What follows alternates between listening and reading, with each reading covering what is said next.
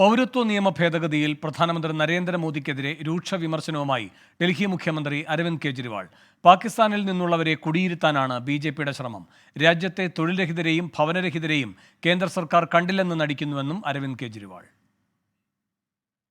कि ये पूरा का पूरा खेल वोट बैंक बनाने की गंदी राजनीति है, जिससे जहां जहां बीजेपी के वोट कम हैं वहां झुग्गियां डाल के अगर इन लोगों को वहां बसाया गया तो वहां बीजेपी का एक पक्का वोट बैंक तैयार हो जाएगा, बीजेपी के वोट बढ़ जाएंगे।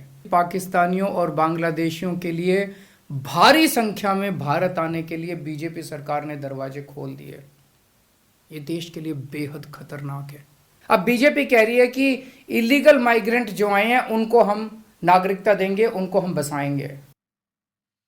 നിതിൻ അംബുജൻ ഡൽഹിയിൽ നിന്നും കൂടുതൽ വിവരങ്ങളുമായി ചേരുന്നു. നിതിൻ, എന്തൊക്കെയാണ് കെജ്രിവാളിന്റെ വിമർശനം?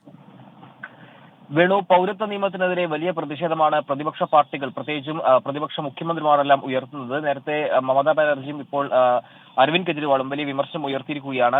പ്രധാനമായും ഉന്നയിക്കുന്ന വിമർശനം പാകിസ്ഥാനിലുള്ളവരെ ഇവിടെ കുടിയിരുത്താനാണ് ബി.ജെ.പിയുടെ ശ്രമം. അതോടൊപ്പം തന്നെ ഇവരെ ഏത് നിലയിൽ പുനരധിവസിക്കും, അതോടൊപ്പം ഇവരുടെ തൊഴിൽ തുടങ്ങിയ കാര്യങ്ങളൊക്കെ തന്നെ ആര് നൽകും എന്ന ചോദ്യമാണ് പ്രധാനമായും കെജ്രിവാൾ ഉന്നയിക്കുന്നത്. രാജ്യത്തിനകത്തുള്ള യുവാക്കളുടെ എല്ലാം ഇപ്പോൾ തൊഴിൽരഹിതരായ സാഹചര്യമുണ്ട്. ഇവരെ പരിഗണിക്കാതെ രാജ്യത്തിന് പുറത്ത് കുടിയിരുത്തുന്നവരെ പരിഗണിക്കാനാണ് ഇപ്പോൾ ബി.ജെ.പിയുടെ ശ്രമം. ഇതെല്ലാം തന്നെ വോട്ട് ബാങ്ക് ലക്ഷ്യം വെച്ചുള്ള നീക്കമാണ്.